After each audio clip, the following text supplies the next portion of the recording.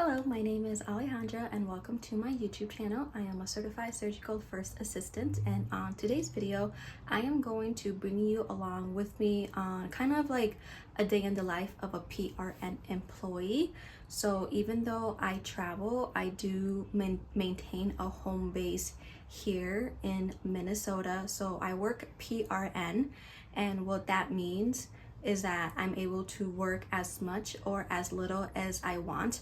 There is a requirement that I do have to meet. I am not unsure about that, but what I do like about being a PRN or a casual employee is the flexibility that I get. So typically when I travel, my assignments are 3 months long or 13 weeks, and within that time period I take some time off to come work here at home. So obviously when I'm off, I am able to, or when I am in between assignments, I am able to pick up more shifts if I want to, or not work at all if that's what I feel like doing. So when I am in between assignments, I take a week off, I come back home, work 1 or 2 days just so I can meet those requirements that I have to as a PRN employee. So far, it has been working out very good for me. I have actually been employed at this hospital since 2020. So I started working 5 days a week, 8-hour shifts, and then there was and then after that there was a position open for a 12-hour shift. So that brought me down to 3 days a week, working 36 hours a week, and it was nice. However, I felt like I needed like more time off. Like I got tired of seeing the same cases, I guess, because it got pretty routine. So that's when I started traveling. So my place, the hospital that I work at, obviously didn't have an issue of me. So the place that I work at, they didn't have an issue with me traveling, and so I asked if I can be PRN, and they agreed to it, and it has been working out great for me ever since. So one good thing about being PRN here is that I don't have to take call, and I absolutely hate taking call when I'm on an assignment. Obviously it is what it is, but here it's nice to have that option. Of course, I am able to pick up call shifts for people, but if I don't have to, then I am not going to. And so I really do like the freedom and responsibility that I get with being a PRN employee.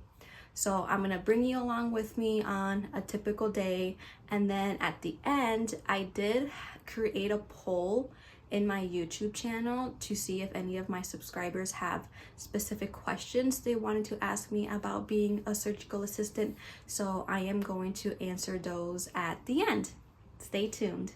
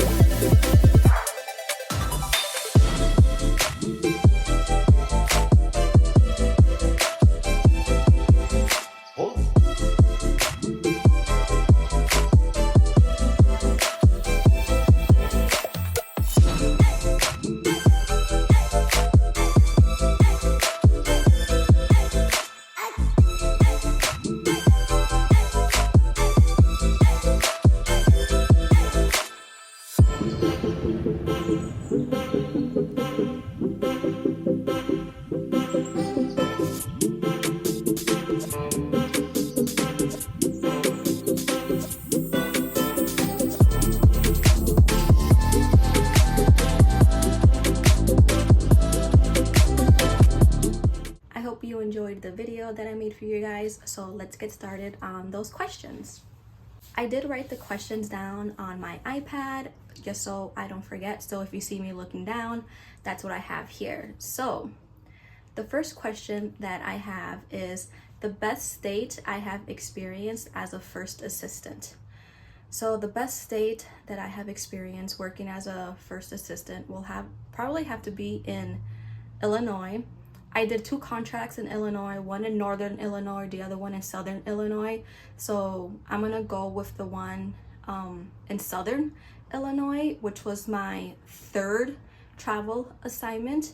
And the reason why it's one of the best places that I have experienced working there was because I was being utilized as a first assistant. So what I mean by that, not every place will utilize me. So that was the issue I had in Fargo, North Dakota.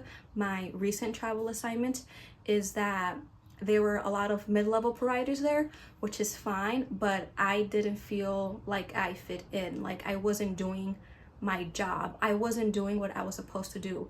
Versus in Illinois, I was scrubbing in total joints with the surgeons. It was just me and the surgeon. Like I was being a first assistant, like I was doing my job. I had a lot of responsibility there, which I appreciated. So I did get a lot of good experience there. The staff was so nice. They really appreciated the first assistants. Obviously there were first assistants there that were part of the staff, so like they knew more about the surgeon's preferences, and it was a travel friendly facility.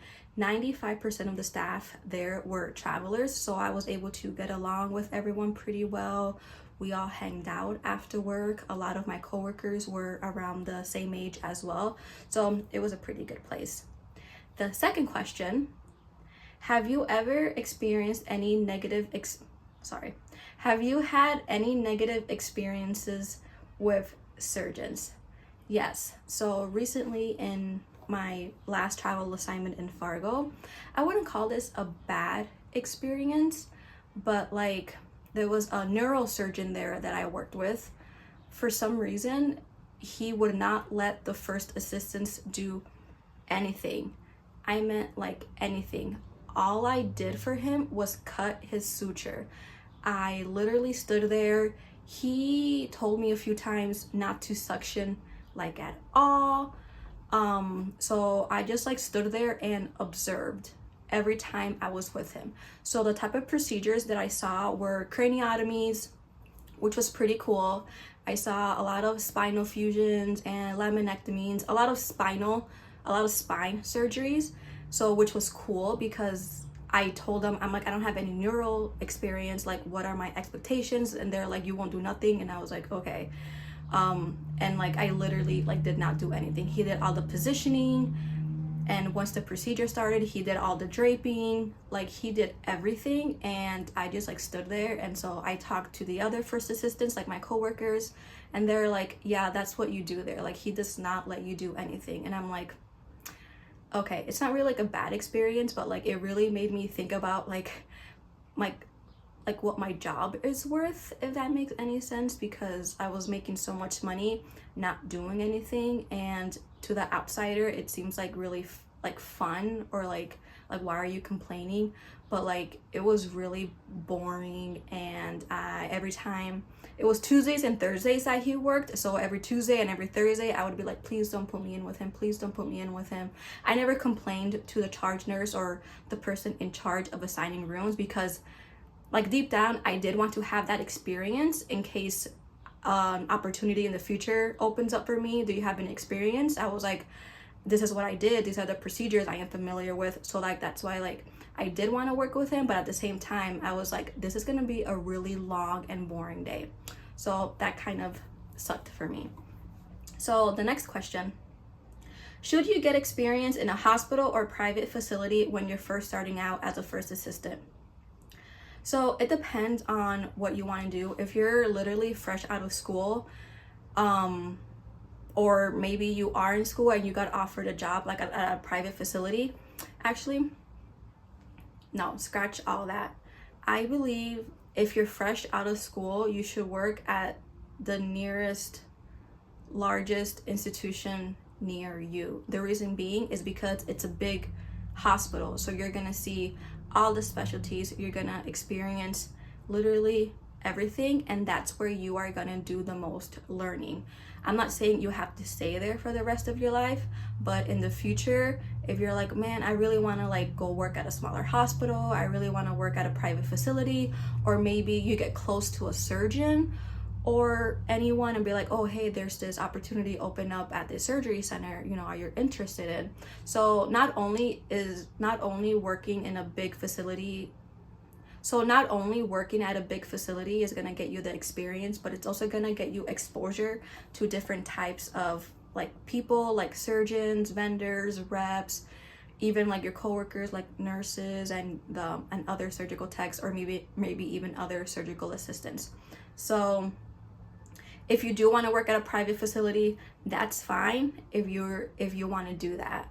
But if you do go straight from school to working at this private facility, and let's just say that they only do plastic surgery, and what if something happens to that surgery center? What if you get laid off? What if you get fired? Or what if you get bored of that specialty and you want to like venture out? You basically are going to have to like start over, because you have only been exposed to only one specialty, and now you're going to have to like work harder if you decide to go somewhere else.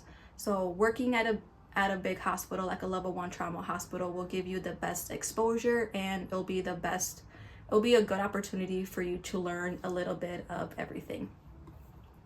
So the next question, it's only a few questions, like 5 questions, so you know, not that long.